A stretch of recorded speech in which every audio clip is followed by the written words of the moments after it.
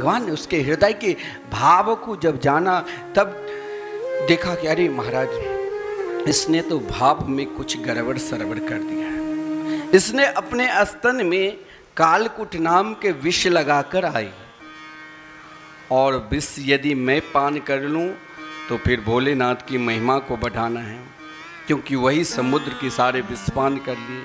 भगवान ने कहा, भोलेनाथ मुझे इनको स्वीकार करना है, लेकिन मैं विष पान नहीं करूँगा। मैं यहाँ प्रेम अवतार में आया हूँ। मैंने ब्रजवासियों को, दुनिया को प्रेम सिखाने के लिए भगवान के 24 अवतारों में प्रेम क्या होता है, ये अवतार यदि श्री कृष्ण अवतार, ये समस्त प्राणियों के हृदय में आपस में जो हृदय का प्रेम जगता है भगवान के प्रति और ये समाज के प्रति, घर परिवार में, वो भगवान ही हमें सिखाए।